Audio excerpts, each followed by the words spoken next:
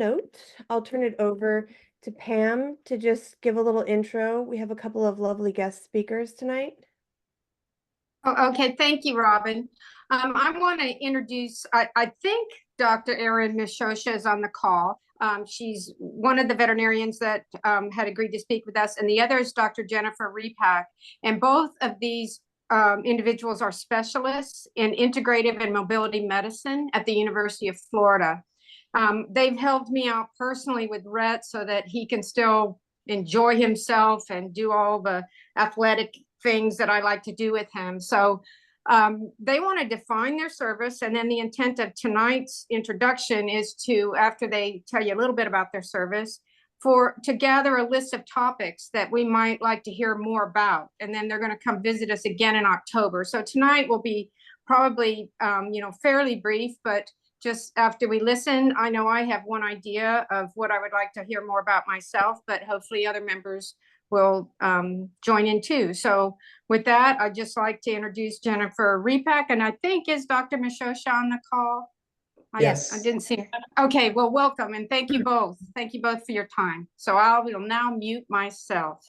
Yeah, and if everyone can go ahead and mute themselves, and we'll be patient when you want to ask a question and let you unmute yourselves. But this way, I won't be forced to mute you. I'm muting myself too. Ready? And if you can enable screen sharing, actually, we have a little slideshow to kind of add some visuals.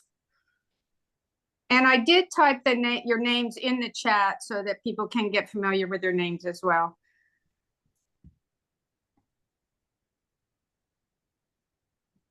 Yeah, it's not letting me, so just let me know when I can share.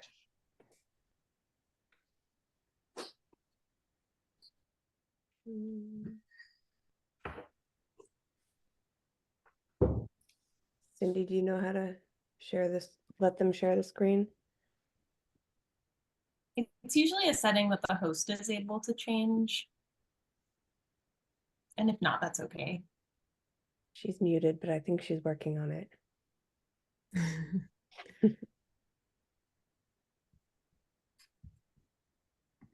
While we're waiting, so I'm Dr. Erin Miscioscia. Dr. Repac and I are both board certified in canine sports medicine and rehabilitation. So I did my residency training at University of Florida in this specialty. With our service at University of Florida, we integrate in integrative medicine. So we do a lot with nutrition, treating patients holistically. So thinking about just the whole patient. So for instance, we were to see a dog for lameness, we're not only going to address the lameness issue, but we're going to look and see, okay, what supplements and nutraceuticals are they on that might be helpful? Are they getting enough protein in their diet to support muscle mass, to support the joint, that sort of thing. Our service is also in charge of the hyperbaric oxygen chamber at University of Florida, which is a little bit unique for sports medicine as well. Repac, do you want to introduce kind of your training too? Hi, I'm Jen Repac, originally from University of California, Davis. And I also worked in New York City, where I did my specialty internship and residency training at the Animal Medical Center. I've also did some work abroad as well. I worked in China, and really happy to be in Florida for a whole 4 years now. I also have, in addition to my board certification in sports medicine and rehabilitation, I also am certified in chiropractic, as well as herbal medicine, and all of us are acupuncture certified as well. So I'm happy to go ahead and keep talking, or I can also walk you through how to enable the sharing. I've made you guys co-hosts, so you can do anything you want. We're good. Perfect. Yeah. Okay. All right. So now just to make sure the right thing is up on my screen. Hold on one second. There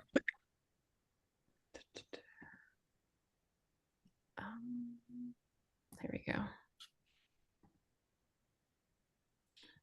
Thank you. Okay, and then I just have to turn on my presenter mode.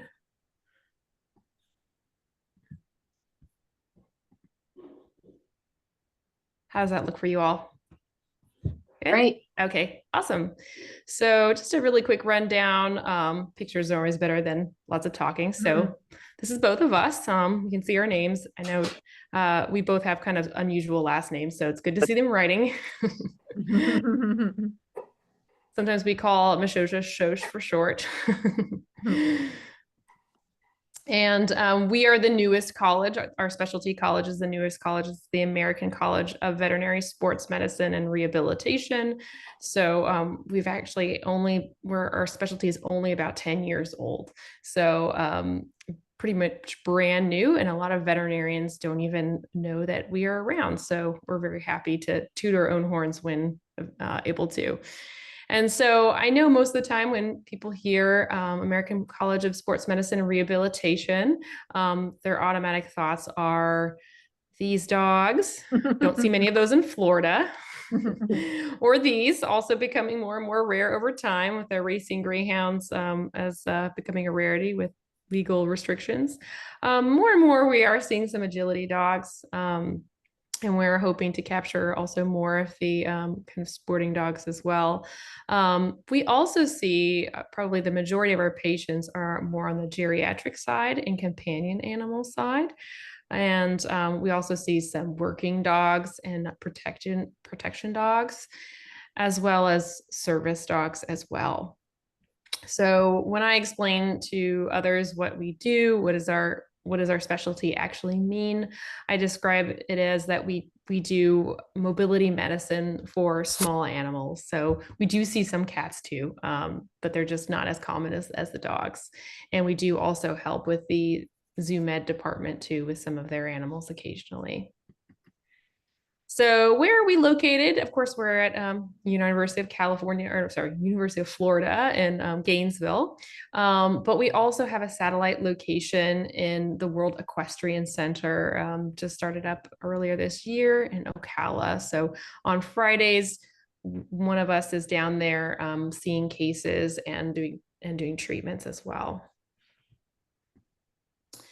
So a lot of what we do is diagnostics. The first step to any dealing with any kind of patient is we have to understand what is going on with them.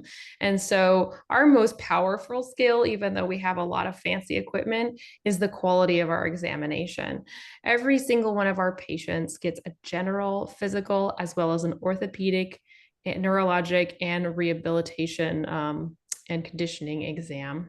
We also do a myofascial exam as well. So we kind of joke it's like getting 3 specialty exams all in one because we are so incredibly comprehensive.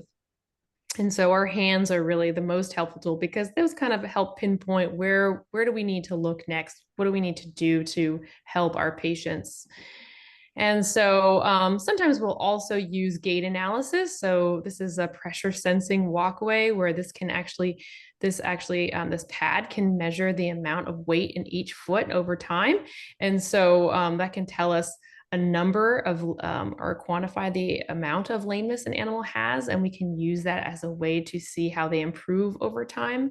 We also have a static stance analysis where an animal could just stand on one solid surface and we can see how much weight bearing they have in each limb. And so both of these are kind of helpful to see if our treatments that we recommend actually are helpful. And then, of course, imaging is very important for us to help get a diagnosis. And this can be anything from x-rays to CT scan or your CAT scan. We do a lot of CT scans. We're very fortunate to have a service that makes it affordable for us and our clients. And also, when we are not getting our results with some of those other modalities, sometimes MRI is required, especially for spinal cord disease patients. And occasionally we may need to do joint taps to look at the joint fluid, and we'll often analyze these ourselves to look at the cellular fluid or to see how cellular the fluid is. And sometimes we can diagnose some septic arthritis or more immune-mediated arthritis as well.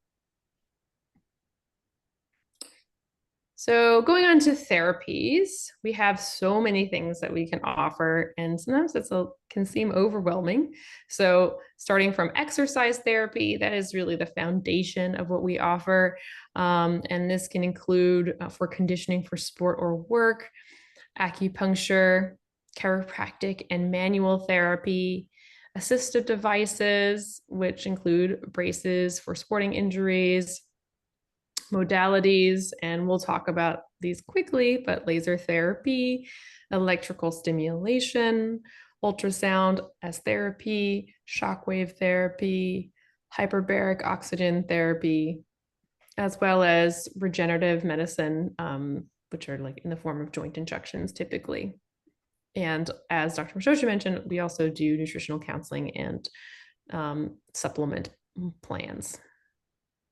So exercise therapy can come in the form of hydrotherapy. I think that's what most people think of when they think of rehabilitation. We have an underwater treadmill. Actually, we have two. And we also have a pool. We're very lucky we have both. So we can do swim therapy or underwater treadmill therapy. And we also have a range of physio equipment to make more targeted land exercise therapy for our patients. For acupuncture, this is actually my dog. Before and after acupuncture, it has quite a great pain relieving effect. We're usually using it for patients with chronic pain, or even we can also use it in acute pain cases for like especially dogs recovering from back surgery. A lot of them get acupuncture as standard of care. And as I mentioned earlier, I'm also certified in chiropractic. This is a joke. This is one of the last times I touched a horse. I don't do a lot of horse work, but we had to do homework on horses for my chiropractic course. We do something that I do offer. And actually, Dr. Montalbano is our third faculty member on the service, and she is certified in spinal manipulation, which is the equivalent. Also, we do some massage therapy in some of our patients. I just completed a Chinese Tui Na massage course. And so I actually love prescribing massage for my patients. And then going on to assistive devices. So in some of our older or early recovery patients, we might recommend an assistive sling or harness. In some cases that are more advanced, we might need to make a mobility assistive cart for those animals. Also, we might apply a type of footwear for certain types of conditions where slipping might be an issue, and this can really help some of our patients. We also use prosthetics and orthoses with some frequency. So prosthetics are for a patient that had an amputated limb and needs maybe a limb replacement, versus orthosis is more like a brace to support the limb. So going on to therapeutic modalities, laser therapy. I think most people have probably heard of cold laser therapy. We use this a lot for wound and tendon and ligament healing, arthritis, general pain relief. It can help with nerve repair and regeneration. It can also help with more superficial problems like skin issues or ear issues, and sometimes like granulomas. Electrical stimulation is another form of providing pain relief. Usually we can actually send this home with our clients and kind of teach them how to use it on their own animals. It can be helpful for chronic and acute pain relief, and really kind of any kind of condition where you'd be wanting to help with pain. Then going on to therapeutic ultrasound. So this is different than when we usually think of ultrasound, where you like can see the baby. This is not one that you see an image of. Although we do actually use diagnostic ultrasound sometimes to look at musculoskeletal issues. This is actually a different type that is used therapeutically. Much less expensive machine, but and it's used to increase blood flow, also decrease pain, and help kind of break down scar tissue and decrease muscle spasm. And it has a good, like a really deep heating effect.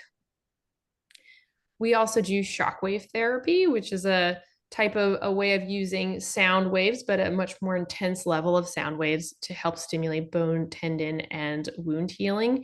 And this also can be used for arthritis and also back pain.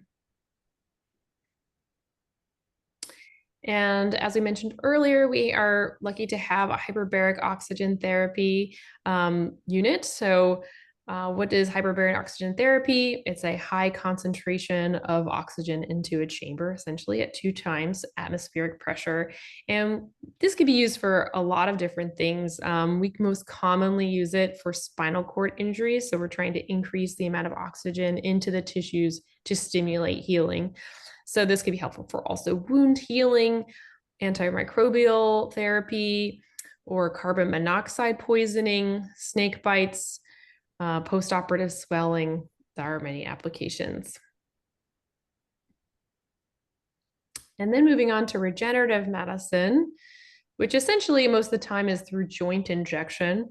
We have platelet-rich plasma, stem cells, hyaluronic acid, polyacrylamide gel, which and other types of hydrogels, which are a newer product on the market, and sometimes steroids that we would inject into joints. And so it depends on the case what we decide.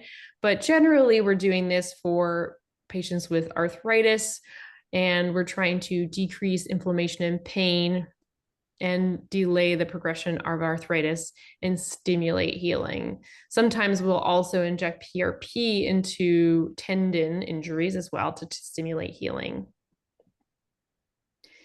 And so here's like an example of us doing a joint injection. I'm going to speed through here though. I know we're a little short on time. And then going on to nutrition, which is Dr. Miscioscia's special area of expertise. And so we unfortunately see a lot of overweight patients. Most of our patients are very overweight. This is actually not really one of our patients, but I got it off the internet. But weight loss is probably the #1 issue that we are nutritionally counseling our patients about, or our owners about. But also we could be looking to improve muscle mass, especially for our sporting dogs, but also our geriatric patients. And also we can use nutrition to help optimize diet for sporting, for different sports, and help with post-workout recommendations, and also different additives or food toppers. So here's an example of some of the supplements that we might recommend. Some are for muscle building, and some are for joint health. And also we offer supplements for brain health as well, especially in our patients with cognitive dysfunction or older dementia patients. But also they can help with pain relief too. And with all our spare time, sometimes we do research. So we have actually always several clinical trials going on at the same time, but currently we're doing our osteoarthritis trial on looking at the pain relieving effects of kratom, which is an oral supplement that's kind of it's commonly used for pain relief over the counter. And we're looking at how bioavailable it is and how effective it is. So this little video here is us walking one of our patients from our clinical trial on this pressure sensing walkway. And we're just looking to see if this supplement helps improve lameness. And then another study that we actually just completed was looking at stretch angles in comparing German Shepherds to retriever breeds, and looking to see if we can use this as a tool to detect a condition called fibrotic myopathy, which is a pretty debilitating condition which scars down the hamstring muscles of German Shepherds. And that's our song and dance. We also do a lot of teaching on the side too. We always have students and residents helping run our service, and it is a great happy family. It's a great collaboration between all the different groups in our service. So we've grown a lot since I did my residency at University of Florida. We now have 3 faculty clinicians. We have 3 resident clinicians, 4 technicians, 2 of whom are certified in rehab. And we're finally grown to the point where we're starting to reach out to groups like you guys, so sporting dog groups, working dog groups in the area, just to see how we can help you, to let you know that we're here. If you have a dog that comes up lame, if you want to try to optimize performance that you think we could help with in any way, we're happy to do little talks like this with specific topics that might benefit the whole groups. We're happy to see individual patients if you guys have any specific individual questions. Really just we're here and wanted to get to know everybody a little bit. Thank you so Does much. anybody have any That's awesome. questions? I was just gonna ask. That was a great overview. Really a lot of services that you offer. I don't want to take the floor if someone has questions, but go ahead. And also just to see what topics you'd be wanting them to expand on, since they have such a wide variety, what, is there something that you would like for them to expand on in next month's meeting?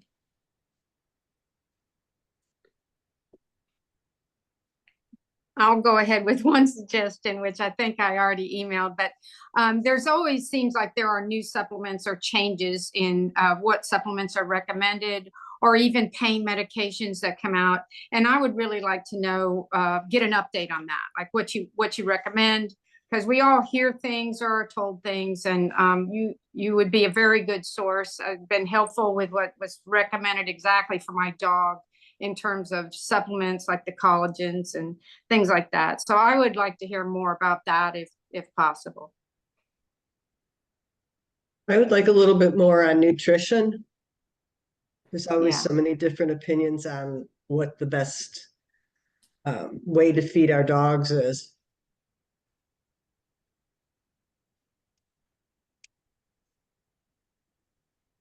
Injury prevention. Someone just put that in the chat. Okay. Debbie, thank you. These are all great. I actually hadn't thought about post-exercise supplements that might be recommended. I hadn't really thought about that. Obviously, people that work out, they use a lot of those pre and post, but I would, that's again, it's back on, nutrition or managing the athlete. I would be very interested in that. And then one more question, when you are at WEC, that is primarily for diagnosis, and then for all of the different things that you do that would require different equipment or facilities, do the animals need to go to UF in Gainesville? We have almost everything at WEC. We're lacking a few things. So we don't have hydrotherapy. We don't have a pool or an underwater treadmill for dogs there yet. So if that was something critical for a specific patient, we'd send you to Gainesville to start that plan. But we do a lot of land exercises. We have the other modalities there. Outside of hyperbaric oxygen is another thing that we only have at Gainesville. And then most of the diagnostics we're capable of doing it at the World Equestrian Center location. But there are some cases, for instance, if we wanted an MRI, that we might need to send up to Gainesville too.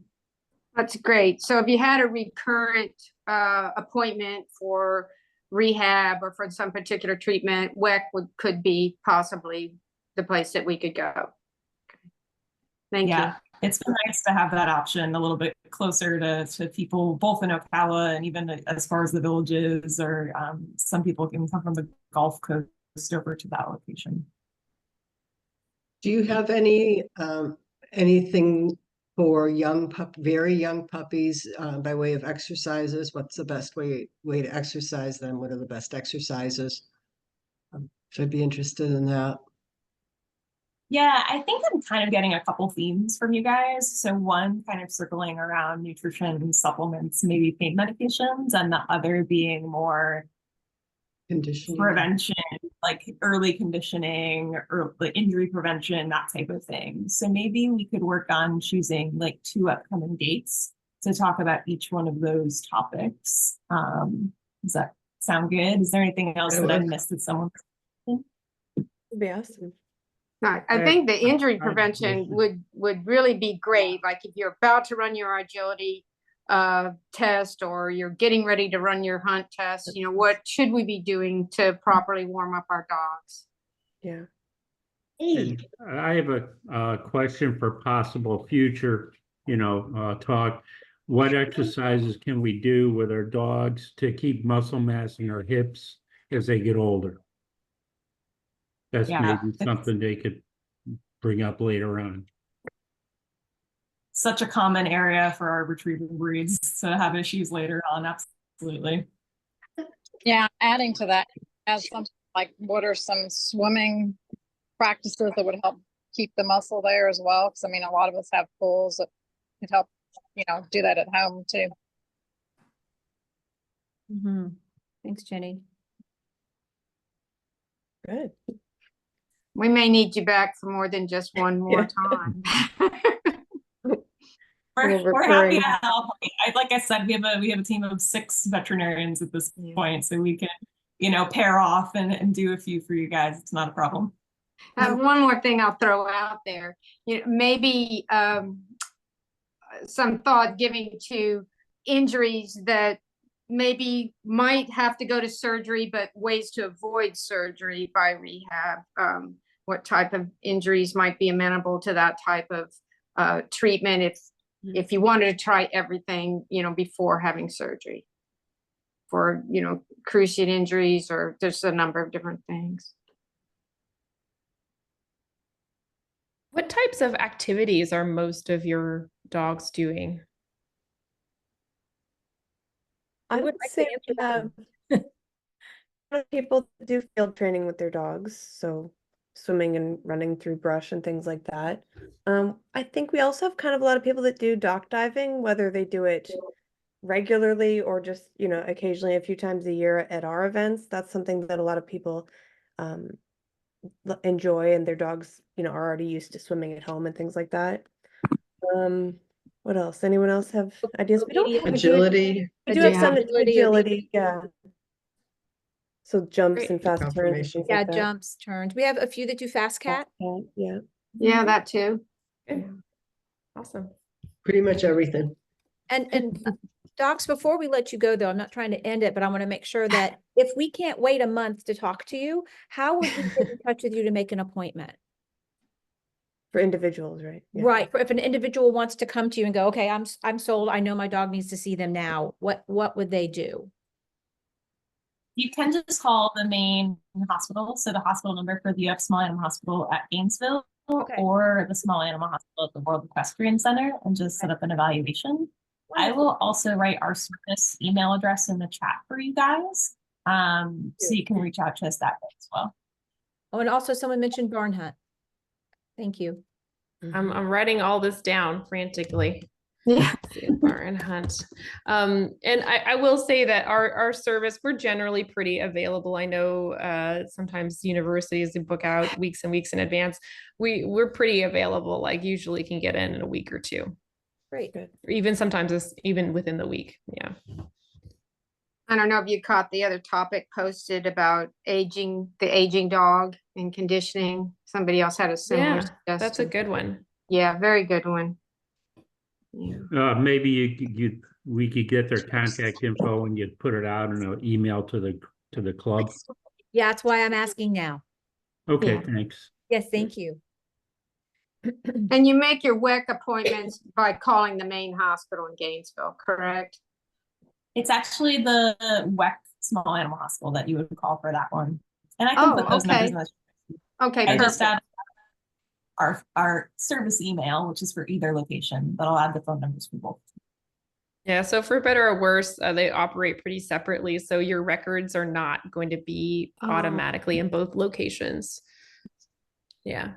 But there's only a few of you, so you would be familiar with us. Yes, no, Yeah. There's only 3 faculty and 3 residents. Yeah. Yeah. Leslie Anderson asked one that I think a lot of us probably would like to do. When we're pulling our dogs out to go run multiple 100-yard marks or blinds, what should we do when we pull them out of the kennel before we send them across the field or across a large pond for these big marks? So how should we warm them up before we throw them in? And then I'll throw in as well, how do we cool them down once they're done probably need to do more than just towel them dry and throw them back in a kennel. Absolutely. Like those are excellent questions. So our general recommendations are more of an active warm up. So that can be 5 minutes of walking and trotting. You can add in some kind of more plyometric exercises, like, sit to stands, down to stands, figure eights, things like that, just to limber the body up a little bit and warm up the tissues. Warmer tissues are less likely to tear, if you think about it, like a warmer rubber band versus a cold one. After exercise, it could be, that's when you want to do your stretching. So, and we can kind of add in recommendations for that. But sometimes those simple things actually can be very helpful for not only injury prevention, but also finding very subtle changes in how your dog is feeling. So if you stretch a certain area and they're sore, then that might indicate to you that they might have overdone it too. So we can go through all of that as well. Those are excellent points. All right. Anyone have any last questions before we let them go?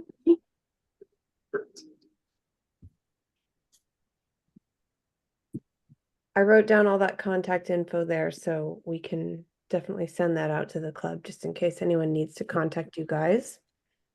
All We right. really appreciate you coming on to talk to our group.